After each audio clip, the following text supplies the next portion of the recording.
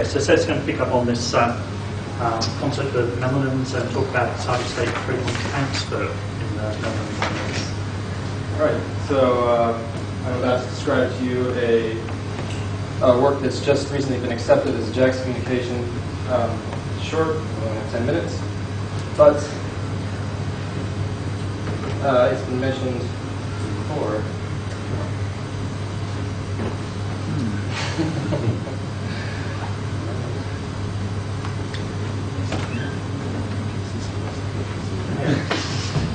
Okay, so it's been mentioned that melanin is a macromolecular pigment composed of dihydroxyindole and dihydroxyindole carboxylic acid. I'll be talking about this dihydroxyindole carboxylic acid. This is only a part of melanin. Of course, the whole is greater than the sum of its parts. This is knowing guanine well doesn't tell you about the chromosome, or knowing glycine well doesn't necessarily tell you everything you want to know about a protein. However, melanin is hard to deal with because it's because it's hard to extract. I think it doesn't have a well-defined structure. Its solubility is, I think, soluble in some pHs, but this molecule is stable and soluble. It's stable at high pH, and it's soluble. It'll sit there, and you can look at it, and it's a good starting block. And as Ben was saying earlier, you can actually wash it polymerized and make melanin. And so this story basically starts with a set of spectra which pose a question. So here we have some spectra of DHICA taken at pH 9 in a borax buffer. We have an absorption peak, or one absorption peak, an absorption shoulder, second feature here, an emission peak with one apparent emission feature with a wider width than the absorption in the main absorption feature here. And this breaks the mirror image rule from organic chemistry, which states that the emission and absorption spectra should be roughly mirror images of one another. Interestingly, melanin also does this, although I'm not going to stand before you and claim that I know why melanin does this. It's interesting that DHICA also does this, and perhaps if one understands why DHICA does it, then perhaps one can make a step toward understanding why melanin also breaks the mirror image rule. DHICA does not show the excitation-dependent emission that melanin does by itself. Here are emission spectra at 3 different wavelengths. They all overlap quite nicely. The excitation of DHICA follows the absorption spectra reasonably well. And the question that's being posed then is, why this mirror image symmetry breaking? And so this was the problem that I set about trying to understand with some calculations and in collaboration with soft condensed matter group DHICA physics, which you might have developed a very rewarding report. So if you want to start to assign what's going on in the spectrum, then you want to narrow down the choices of what you're actually looking at. So the spectrum we're taking at pH 9, and it's known that DHICA has pKa's at 4.3, 9.8, and actually I think it's 13.2, but I made a typo. And this is close to the pKa of a carboxyl. These are close to the pKa of catechol, so they're assigned in this way. There are 3 monoions you can produce like this. They're labeled here. And there are also 3 dianions. We're below the pKa. 9.0 is below the 9.8 pKa, so one expects to see a mixture of monoanions. And the pKa itself represents an average over all possible ways of losing a proton from this ensemble of 3 different ionic forms into the to form the dianionic ensemble. DHICA also binds iron in a bidentate fashion, which I'll come to again later, but it's important to keep in mind.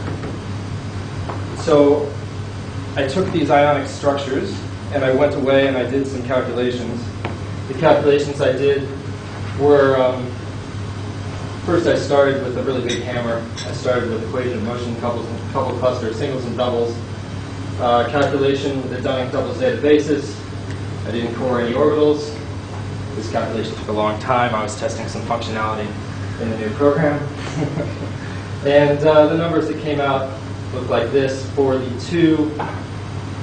two forms which are predicted to be the lowest lying monoanionic forms, which were the form Ca, which is deprotonated at the carboxylate, and the form CT1, which is protonated at one of the catecholate protons. It's deprotonated at this catecholate proton that's closest to this nitrogen, actually. And so the peaks here, I didn't tell you what the peaks were. This is 3.8 and 4.2.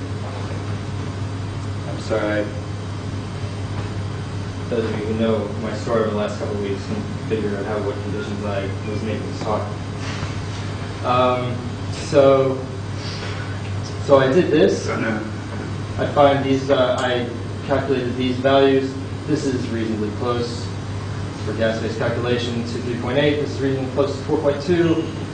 This is also reasonably close to 4.2. I go away. I then do a CAS43 MRPT2 calculation. Multi-reference MRPT2 is multi-reference perturbation theory in second order. In this particular calculation, the reference itself can mix on the perturbation, and it's a multi-state perturbation theory, so that the coupling is also treated in the second order. For these geometries, it's not that important, but it would be important, say, for conical intersection, which we'll come back to later. And I found that the numbers seem to tell a story wherein this form here, CT1, was responsible for the main peak in the absorption spectrum, but that CT2 here, which is the proton transfer conjugate at the catecholate, was the closest form matching the emission feature. The numbers for the catecholate form are actually even farther off in this, using this wave function ansatz than they are here. But even at this level, which is, again, quite a big hammer, this number doesn't really fit the main absorption feature. And so, very simply, this is how we assign the spectrum. And if DHICA emits as CT2 and absorbs as CT1, one more thing, pardon me. Because S2 state of CT1 and the S1 state of Ca both are close to the second absorption peak, one can assign these assign a peak to either of these transitions.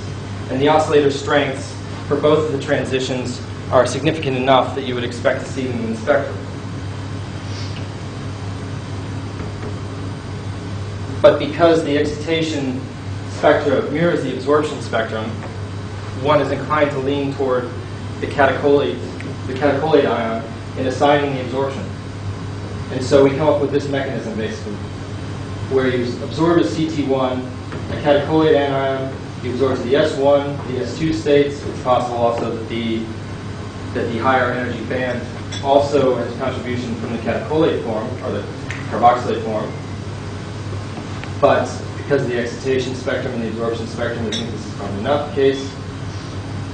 And you can go from either of these states to a single emission feature, which is CT2. This is interesting because, again, it's very hard to make connections between DHICA and melanin, but in some ways this is also seems to sort of echo the situation for the macromolecule. How long do I have? 2. Oh, okay. Because you absorb to many states, but you emit as only a few, which seems to be the case for melanin if you want it to act as a very good photodamage inhibitor.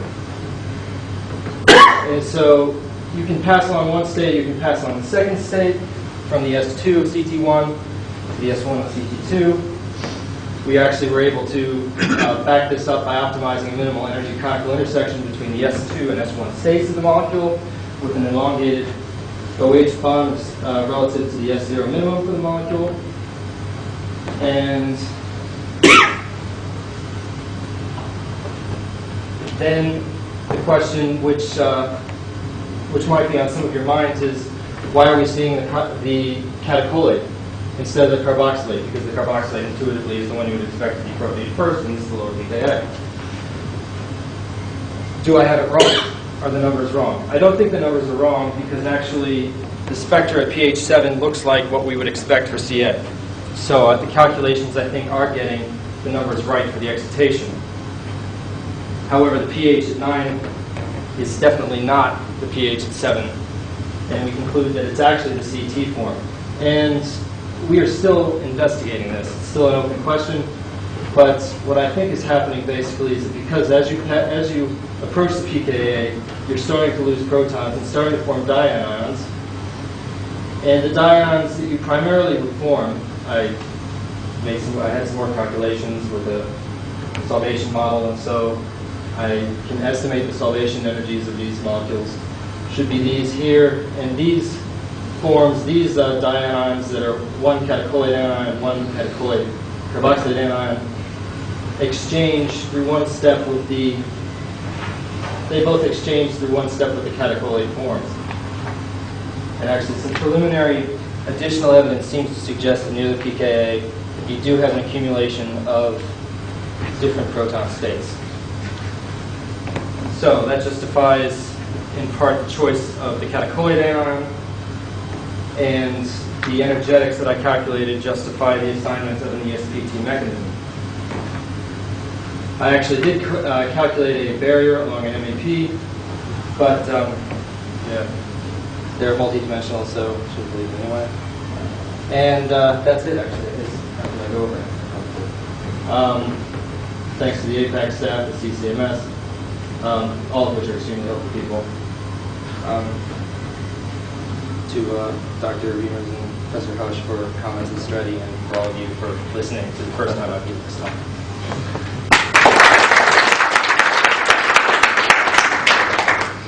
Right, we should call Ben back. In fact, I feel what we should do is we should put them in separate rooms so we can ask the same questions. Separately until they come with the same answer, but I don't think we'll do that. Do we have any questions? All the co-authors and all in separate rooms. Get some of it. Okay, so questions. All right, yeah, can I ask a question about the last talk there? What's the excited state? Have you calculated the excited state pK? What's the excited state pK? Because it won't be 9.8. No, it won't be 9.8. No, but so the emissions you see is what species is the emission from? That's normally so the we believe the emission is from the.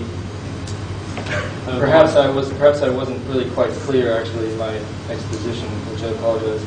But the CT2 form is not favorable on the ground state, even in the solvation model. So there's only, of the two catecholoid forms, there's one that's stable on the ground state, and the energy in the excited state then reverses. So you've got an effective proton motive force. In terms of pKa,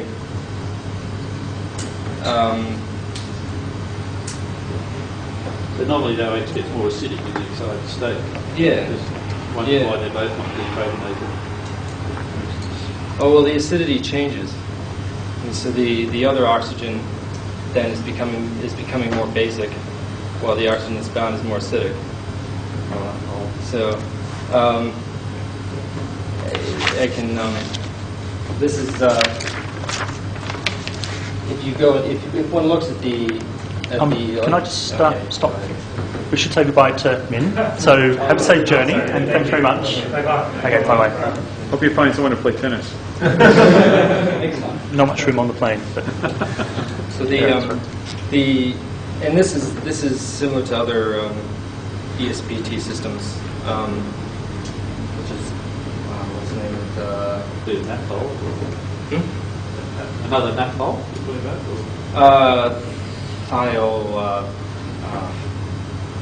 I forget the name of the compound. Oh, we can have It's a class of photostabilizers, but it's a similar thing. Basically, the base becomes an acid, the acid becomes a base. Can we take one step back? I mean, the absorption spectrum you showed us, was that of the neutral species? No. Well, it's a species, it's pH 9. So the absorption spectrum was at pH 9. Yeah, so what does it look like at, so it's effectively just dissolved up and it's a neutral species. I mean, how does the absorption spectrum change as you go from it all being protonated to mono deprotonated to di to tri as you change the pH? The neutral form actually is substantially blue shifted. And then at pH 7 you have something that's intermediate. Right. And that absorbs primarily around where the second peak is, which would also argue for the catecholate form contributing. And the argument that it's this S2 state of CT2 or CT1 has to do mainly with the similarity between the excitation and the absorption. So you would see, you excite the high energy band and you still see the same emission. In order for that to happen, then you're going to have to be popping off a proton, or you'll have to reprotonate the carboxylate and protonate the catecholate on the time scale of the fluorescence, which is possible, but perhaps a simpler explanation is that, well... So what's the pKa of catechol? I mean, I have a fundamental problem of having a deprotonated phenol in the presence of a protonated carboxylic acid, unless there is something fundamentally, you know, sort of, you can argue with the catechol that once you've deprotonated, you get hydrogen bonding, which should stabilize the anion a bit. But actually, I have a fundamental problem with that. So, sorry? I haven't read the paper because it's not out yet. Sorry? Did I referee the paper? Yeah, I told it to Binnett, actually. No, I didn't. I think the this didn't sit very well with me either, actually, and yes, this was pointed out by the referee, and I mean, there's an extra issue in there as well because you've still got the nitrogen proton as well, and I think the pKa of that's somewhere about 11-ish as well, isn't it? I can't remember the exact number. So it all gets rather complicated when you've got 4 protons, which can in principle be deprotonated. The pKa was assigned the people that the authors of that study claimed that the nitrogen was protonated throughout the range that was accessible to them. I can't remember what it is for indol, but it's a literature number, but it's not sort of 20 something. It's down in the sort of teens. Have you actually just done a fluorescence titration curve and an absorption titration curve? You should be able to assign all these. Yeah, well, this is underway. This is underway. We have there are discrete spectra available right now. The curve is in work. It's being worked on. So I'll do one for you. What? I'll do one for you next week. Oh, Thanks very much. Well, I guess we've sort of got the partial absorption titration. Right. And yet in our study, we'll back up on that as well. But the addition titration curve will also be pretty useful. Yeah, and again, we've got partial points on that fluorescence titration curve as well, which appears when you complement the data along with the jet. It's on the complementary data with the jet. yeah, it's in the supplement. I mean, if you want to know what's actually kind of there, you can trap out the various anions to the various pHs. So you can go to pH 4 and you can trap that out. And then you could go up to pH 9 and then you can trap that out as well. So you can, That is also being done. depends on how quickly it exchanges. You should see it. Yeah. The oxygen as well, the oxygen in an ion, you must be able to see which protein. Yeah. Sorry.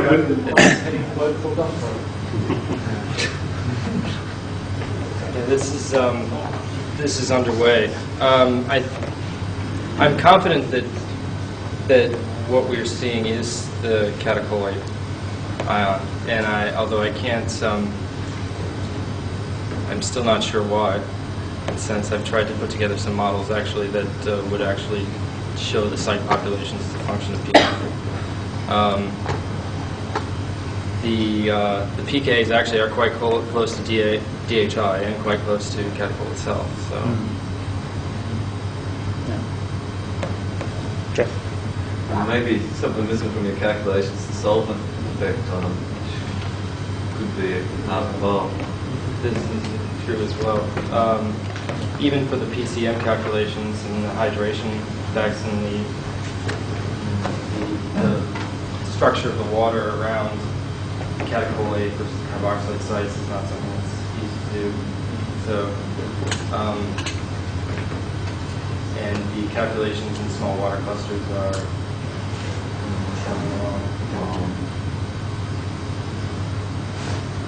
Hey, did you have a question? It's actually the same issue. I mean, it's a bit like Meredith was saying, there was visualizing didn't exist without water. All those materials. In vacuum, the catechol is actually lower. In vacuum, both the catechols are lower than the carboxylate. Yeah. Yeah, the charge localization comes straight from the solvent. Yeah. This is specified in a model. I mean, it's supposed to not charge oxygen. Expect shift in the second level. It's brute force method for these numbers, but you know, you said you did some your models. Any idea feel for how the shift or? The CA becomes lower than CT1 at about dielectric of 5. If you increase the dielectric. There's all the water in the bucket. Make this So, and the effect on the excitation is improper.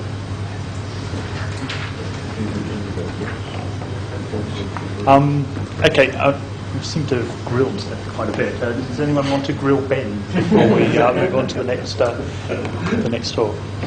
Yeah, Mary. You actually show pictures of the Monomer and Lumo molecular orbitals that you got from the DFT calculations. I guess I've always been a bit sceptical as to how much you can analyse proton sham orbitals in that sense. I just wondered if you had any comments.